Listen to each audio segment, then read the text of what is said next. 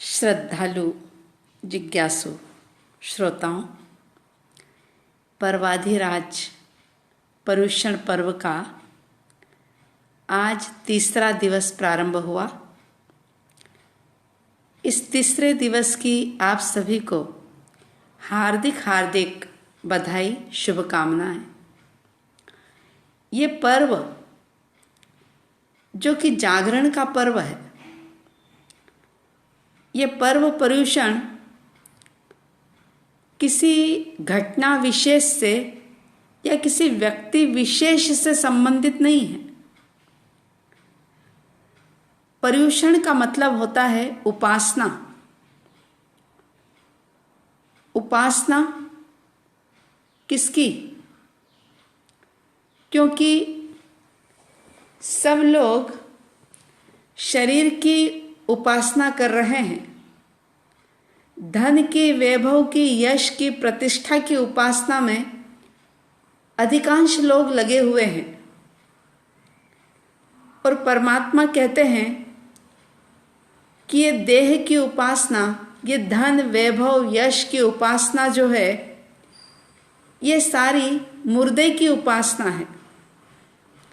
और जरा सोचो तो सही कि इस उपासना से तुम्हें मिला क्या? क्या पाया तुमने? सिवा दुख के कुछ भी हाथ नहीं आया। अगर शांति से बैठ कर के चिंतन करेंगे कि आज तक जिसकी हमने उपासना की, वास्तव में वो मृत है, वो जड़ है, और उन सब की उपासना से सिवा दुख के हमें कुछ मिला ही नहीं। वो दुख चाहे शारीरिक रूप में मिला हो, मानसिक रूप में मिला हो, चाहे अन्य किसी रूप में मिला हो। और ऐसा ही तो होता है कि अगर व्यक्ति 100 प्राप्त करता है तो उसे 1000 में सुख दिखता है, और यदि वो 1000 प्राप्त कर लेता है तो फिर वो सुख उसे लाख में नजर आता है। यानी कि सिवा दुख के इन जड़ वस्तुओं की उपासना से व्यक्ति ने कुछ नहीं पाया। और परमात्मा कहते हैं कि पर्व ये आत्मा की उपासना करने के दिन हैं। इस पर्व में पावन पवित्र अंतगढ़ सूत्र का श्रवण किया जाता है, स्वाध्याय किया जाता है, क्योंकि ये जागी हुई आत्मा का शास्त्र है। और ये शास्त्र ऐसा है कि जिस किसी व्यक्ति के भीतर को छू जाए, निश्चित रूप से वो आत्मा जाग जाती है। फिर चाहे कितनी भी गहरी निद्रा में सोया हो, चाहे वो अनादिकाल से सुप्त चेतना हो, लेकिन अंतगढ़ सूत्र अगर उसको सचमुच छू जाए, सही अर्थों में छू जाए, तो वह उसके जीवन में आमूल चूल परिवर्तन ला सकता है। और आपके, हमारे सबके जीवन में पूरी तरह से रूपांतरण हो, हमारी साधना गहरी हो, इसी लक्ष्य को लेकर के हमारे पूर्वाचार्यों के द्वारा दी हुई, चलाई हुई इस परंपरा का हम परिवहन कर रहे हैं। लेकिन साथ में ये लक्ष्य भी है कि इस शास्त्र से हमारे अंतर चक्षु खुल जाए, चेतना जागृत हो जाए। सुन रहे थे आप तीसरे वर्ग का 8वां अध्ययन।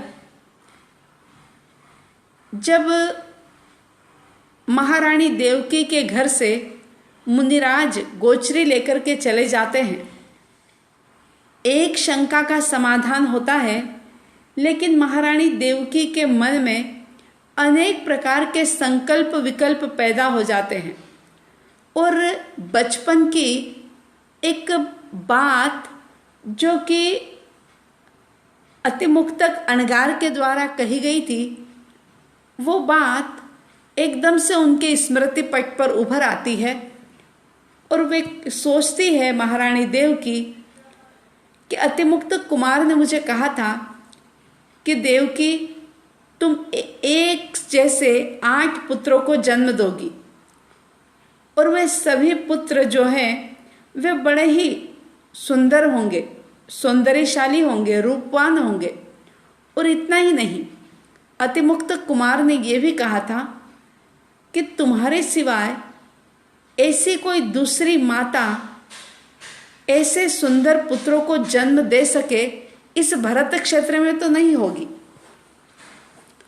अब महारानी देवकी मन में विचार करती है कि मैं जो देख रही हूँ वो सच है या मुनिराज की वाणी सच है, क्योंकि श्रद्धा गहरी थी और ये मन के अंदर पक्का विश्वास था कि मुनियों की वाणी असत्य नहीं हो सकती, मुनि कभी झूठ नहीं बोल सकते। लेकिन ये क्या देख रही हूँ, क्या हो रहा है, एक तरफ मुनिराज की वाणी असत्य होती दिखाई दे रही है क्योंकि मैंने अपनी आंखों से उन मुनिराजों को देखा है। इसी प्रकार से मन के अंदर ऊहापोह चल रहा था और उसी बीच उन्होंने अपने सेवकों को बुलाया और धार्मिक रथ तैयार करने का आदेश दिया, क्योंकि उन्होंने ये जाना, ये समझा कि जब साक्षात परमात्मा मौजूद है, भगवान विराजमान है, तो उन्हीं के पास जाकर के अपनी शंका का मुझे समाधान करना चाहिए। और महारानी देवकी पहुंच जाती है परमात्मा अरिष्टनेमि के चरणों में, वंदन नमस्कार किया और उनकी सेवा में प्रस्तुत बैठ जाती है महारानी देवकी। अभी देवकी ने कुछ पूछा नहीं था। सौभाग्य देखिए देवकी रानी का, अभी मन की बात उन्होंने कुछ परमात्मा के सामने रखी भी नहीं थी कि परमात्मा ने स्वयं ही महारानी देवकी को संबोधित करते हुए उनके मन में जो बात थी, जो ऊहापोह थी, वो बता दी और कहा कि हे देवकी, क्या ये बात सत्य है? क्या तुम्हारे मन में इसी प्रकार के विचार पैदा हुए हैं?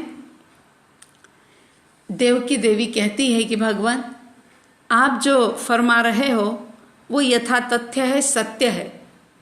तब प्रभु उनकी शंका का समाधान करते हुए कहते हैं कि हे देवकी, बद्दिलपुर नाम का उस समय में नगर था जो कि धन धान्य से संपन्न था और वहाँ पर नाग नाम के गाथापति और उनकी पत्नी जो कि सुलसा थी। अब सुलसा के बचपन की बात परमात्मा बता रहे हैं क्योंकि त्रिकाल ज्ञानी हैं। उन्होंने कहा कि सुलसा जब छोटी थी तब उनको भी किसी ज्योतिष ने, किसी भविष्यवेत्ता ने ये बात कही थी कि ये कन्या जो है ये मरे हुए बच्चों को जन्म देने वाली होगी।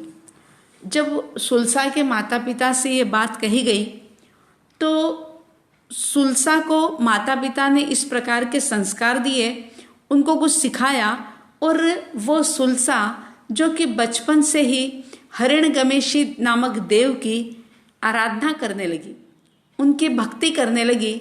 और भक्ति के वश होकर के हिरण्यगमेशी देव ने क्या किया कि जो सुलसा के मृत बच्चे होते थे, देखिए एक बात समझने जैसी कि अगर कर्मों का वैसा ही योग है, निकाचित बंध है, तो देवी देवता भी कुछ परिवर्तन कर नहीं सकते। सुलसा ने मृत बच्चे को ही जन्म दिया, मरे हुए बच्चे ही पैदा हुए, लेकिन हिरण्यगमेशी देव ने उनकी भक्ति के वश होकर के क्या किया कि मरे हुए बच्चे उठा करके देवकी रानी के वहां रख देता और देवकी जिन पुत्रों को जन्म देती उनको ले जा करके वह सुलसा के वहां पर रख देता था। परमात्मा अरिष्टनेमि कह रहे हैं कि हे देवकी, तुम दुखी मत हो, ये बच्चे जो हैं, जो तुमने देखे हैं मुनि के रूप में, ये तुम्हारे ही अंगजात हैं, तुमने ही इनको जन्म दिया है। सुलसा के वहाँ तो सिर्फ इनका लालन पालन हुआ है, लेकिन इनको जन्म देने वाली तुम ही हो और मुनि की वाणी असत्य नहीं हुई। उन्होंने जो भविष्यवाणी की थी वो बिल्कुल सत्य है। अब एक शंका का समाधान हो गया। महारानी देवकी ने जब ये सारी बातें सुनी, अत्यंत प्रसन्न होती है, परमात्मा को बड़े विनय भाव के साथ वंदन करती है और अब लालायित हो उठी उन 6 अणगारों को फिर से देखने के लिए। और जहाँ पर वे 6 मुनिराज अपनी ज्ञान ध्यान साधना आराधना कर रहे थे, वहाँ पर महारानी देवकी जाती है और जाकर के उनको बड़े ही प्रेम भरी दृष्टि से निहारती है। और हर्ष इतना ज़्यादा महारानी देवकी के भीतर पैदा हो गया था कि उनकी आंखों से हर्ष के आंसू निकलने लगे। और इतना ही नहीं, शास्त्र में ऐसा वर्णन किया गया कि इतनी ज़्यादा रोमांचित हर्षित हो जाती है माता देवकी कि उनका शरीर फूलने लग गया, कपड़े तंग हो गए और जो आभूषण थे, जो चूड़ियाँ वगैरह पहनी हुई थी, वह भी तंग हो गई। इस प्रकार से उनका संपूर्ण शरीर जो था वो हर्ष के अतिरेक से एकदम से फूल जाता है, रोम रोम पुलकित हो जाता है। बहुत देर तक उन अणगारों को, उन मुनिराजों को एकटक दृष्टि से महारानी देवकी देखती रही। अब देखिए, देखने देखने में फर्क आ गया। पहले मुनि के रूप में उनको देख रही थी और अब जैसे ही पता चला कि ये मेरे पुत्र हैं तो उसमें एक ममत्व का भाव भी साथ में जुड़ गया। मुनिराज को देखती है, एकटक निहारती है, बहुत देर तक वहीं पर खड़ी रहती है महारानी देवकी और उसके बाद परमात्मा के पास आकर के वंदन नमस्कार करके फिर से अपने धार्मिक रथ पर आरूढ़ होकर के अपने महल में आ जाती है। अब देखिए, मुनिराज को देखा, प्रसन्नता हुई, लेकिन अपने महल में आकर के महारानी देवकी फिर से परेशान हो गई, फिर से दुखी हो गई और इतनी उदास हो गई कि मानो सब कुछ उजड़ गया हो। और ये उदासी का कारण अगर हम गहराई से देखें तो सिर्फ और सिर्फ मोह कर्म था, मोह भाव था। क्योंकि जहाँ मोह है वहाँ आसक्ति है, जहाँ मोह है वहाँ मेरेपने का भाव है। आप लोग सब जानते हैं कि अगर कोई शस्त्र लग जाए, कोई चाकू लग जाए तो उससे घाव हो जाता है।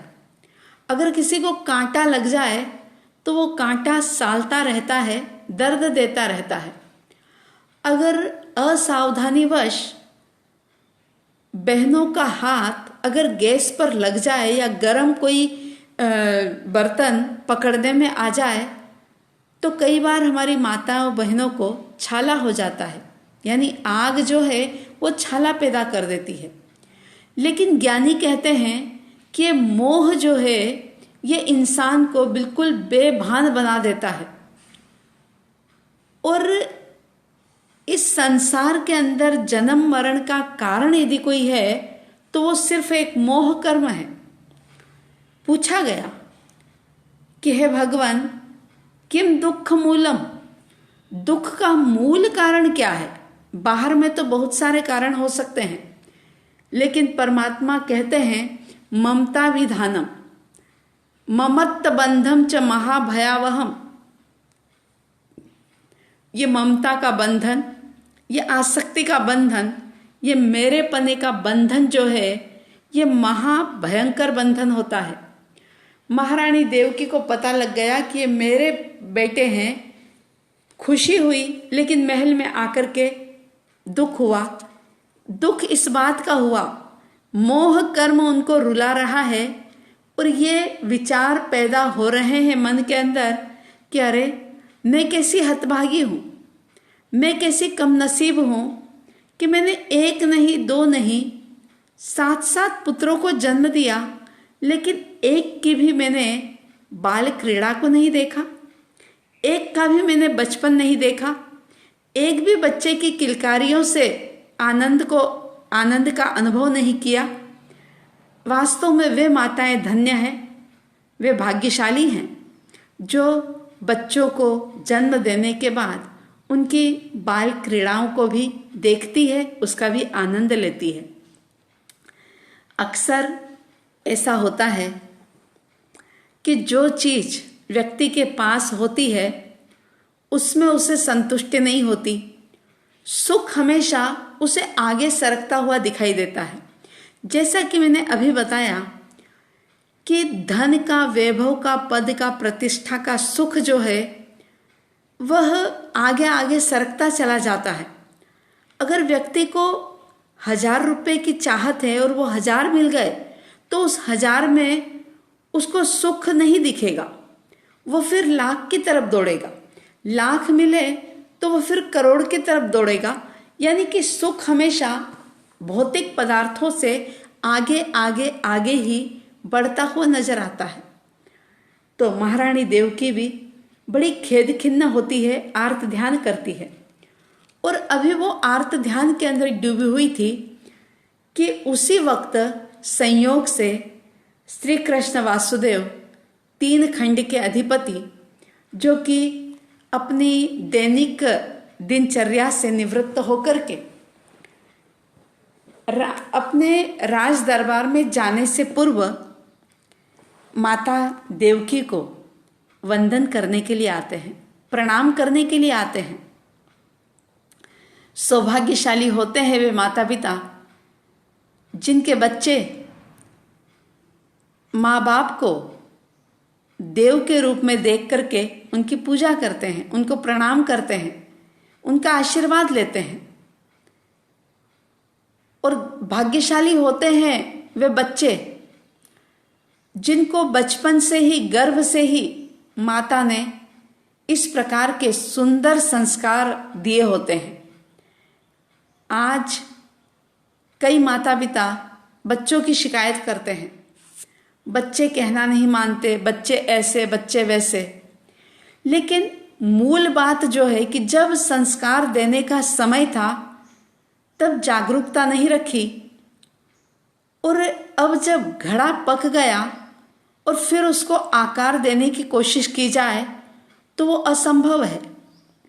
तो सिर्फ आज जो परिस्थितियां हम देख रहे हैं उसमें बच्चे ही दोषी नहीं हैं, बल्कि माँ बाप उनसे कहीं ज़्यादा दोषी हैं कि जब अच्छे संस्कार देने का समय था तब दिए नहीं, और अब जब बच्चों में आज वैसे संस्कार नहीं रहे तो माता पिता दुखी होते हैं। भाग्यशाली थी देवकी माता और भाग्यशाली थे श्री कृष्ण वासुदेव, क्योंकि वो तो श्लाघनीय पुरुष थे। महारानी देवकी के पास आते हैं और 3 खंड के अधिपति वासुदेव श्री कृष्ण माता को चरण स्पर्श करते हैं, झुकते हैं माता के चरणों में। और सिर्फ ऐसा नहीं कि फॉर्मेलिटी पूरी की, फटाफट पैरी पैना किया और भाग गए, ऐसा नहीं। उन्होंने अनुभव किया, माता के चेहरे को पढ़ा कि क्या बात है, माँ क्यों उदास है। जब भी मैं आता हूँ तो माँ बड़ी आनंदित होती है, लेकिन आज चेहरे पर वो आनंद दिखाई नहीं दे रहा है। आखिर बात क्या है। उन्होंने ये नहीं सोचा कि मेरे राज दरबार में जाने का समय हो रहा है, जैसा कि आजकल भागम भाग की जिंदगी बंदा जी रहा है। अभी तो खैर कोरोना महामारी के चलते वर्क फ्रॉम होम हो रहा है, लेकिन वैसे देखा जाए तो कितनी भागती दौड़ती जिंदगी है इंसान की कि उस भागती दौड़ती जिंदगी में व्यक्ति एक दूसरे के सुख दुख को अनुभव भी नहीं कर पाता। कभी दुखी व्यथित बुजुर्ग माता पिता की, दादा दादी की क्या अभिलाषा है, क्या वो सोच रहे हैं, उसको व्यक्ति महसूस भी नहीं कर पाता, क्योंकि खुद ही इतना बिखरा बिखरा सा रहता है कि उसे पता ही नहीं चलता कि मैं क्या कर रहा हूँ। मगर श्री कृष्ण ने देखा और देख करके उन्होंने माँ से पूछा कि माँ क्या बात है, बताओ, तुम दुखी दिखाई दे रही हो, जरूर कोई ना कोई बात है। और जब इतने प्रेम से, अधिकार से श्री कृष्ण जी ने पूछा, तो माँ ने अपने मन की बात, सारा जो दुख था मन के अंदर, वो श्री कृष्ण के आगे रख दिया। माता की बात को सुना तो उन्होंने माँ को आश्वासन दिया कि माता, आप चिंता ना करो, आप दुखी मत हो, मैं ऐसा प्रयास करूँगा, प्रयत्न करूँगा कि मुझे एक छोटे भाई की प्राप्ति हो। ऐसा प्रिय शब्दों से, मधुर शब्दों से माता को धैर्य बंधाया, उनको आश्वस्त किया। और आप सब जानते हैं कि दुख के समय में जब बंदा भीतर से बहुत परेशान हो, उस समय में अगर कोई सांत्वना भी देता है, मधुर शब्दों से उसका हौसला बढ़ाता है, उसको आश्वस्त करता है, तो उसका दुख जो है वो एकदम से हल्का हो जाता है। ऐसा महसूस होता है उसे कि जैसे मेरा मन बिल्कुल हल्का हो गया।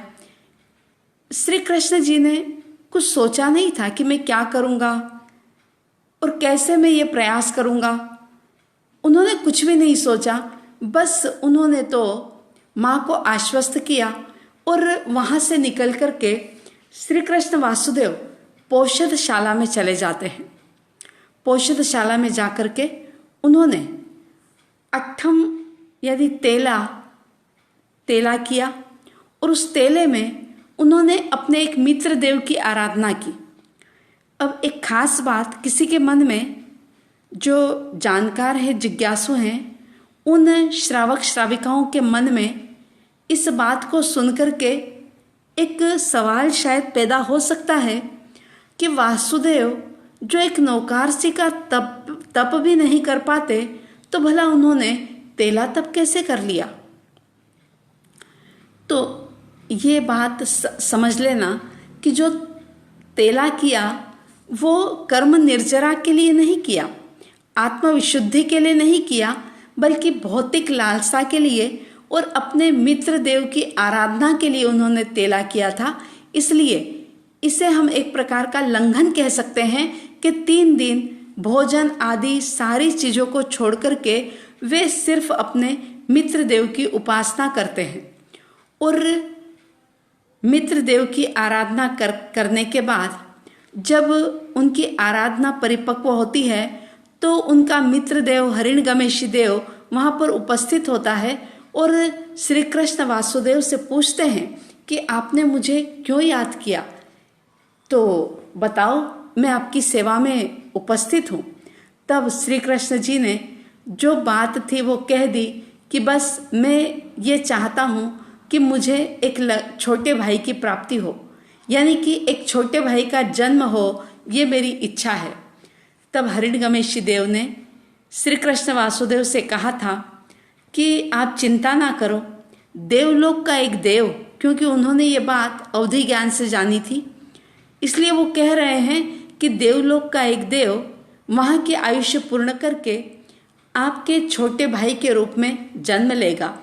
लेकिन बचपन बीतेगा और अभी किशोर अवस्था पूरी भी नहीं होगी, यौवन अवस्था आते आते वे अरिष्टनेमी परमात्मा के पास वो दीक्षा ले लेगा।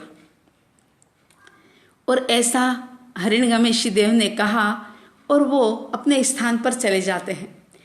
वासुदेव श्री कृष्ण पौषधशाला से निकलते हैं, सबसे पहले अपनी माता के पास आते हैं, चरण वंदन करते हैं और माता से कहते हैं कि आप चिंता ना करो, आपकी जो इच्छा है, आपका जो मनोरथ है वो निश्चित रूप से पूर्ण होगा। और इस प्रकार से मधुर वचनों से माँ को संतुष्ट किया और फिर अपने स्थान पर चले गए। बड़ा विवेक रखा उन्होंने, बड़ा संयम रखा। ये नहीं कहा कि वो युवा अवस्था आते आते ही दीक्षा ले लेगा, क्योंकि अभी से वो माँ को दुखी करना नहीं चाहते थे, इसलिए आधी बात माँ को बताई।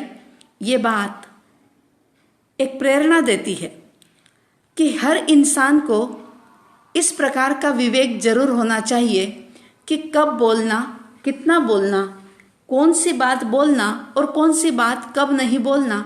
इस चीज़ का विवेक अगर इंसान के जीवन में आता है तो बहुत सारे विग्रहों से, लड़ाइयों से, बहुत सारे पापों से उसका बचाव हो जाता है। महारानी देवकी ने ये बात सुनी, प्रसन्न होती है और संयोग ही था, वो ऐसा होना ही था। उन्होंने गर्भ धारण किया और गर्भ धारण करने के बाद उस गर्भ का अच्छे तरीके से पालन किया, उसका रक्षण किया और रक्षण करने के बाद जब समय पूरा होता है तो उन्होंने एक पुत्र को जन्म दिया। पुत्र जो था वह बड़ा ही कोमल था, सुकोमल था, इसलिए गज के तालू के समान यानी हाथी के तालू के समान सुकोमल वो बालक था, इसलिए उसका नाम गज सुकुमार रखा गया। अब गज सुकुमार किस प्रकार से परमात्मा के पास पहुंचेंगे, कैसे धर्म देशना सुनेंगे और गज सुकुमार का जीवन कितना उत्कृष्ट त्यागपूर्ण जीवन होगा, कैसे अल्प समय में वे अपने कार्य को सिद्ध कर लेंगे, इस शास्त्र के माध्यम से सुनेंगे तो ज्ञात होगा। आपके हमारे सबके भीतर में आत्मा की उपासना का भाव जगे, आत्म उपासना का भाव दृढ़तम होता चला जाए, हमारी साधना गहरी गहरी और गहरी होती चली जाए, कर्मों का आश्रव रुकता चला जाए। ऐसी शुभ मंगल भावनाओं के साथ जय प्रभु महावीर, जय गुरु आनंद।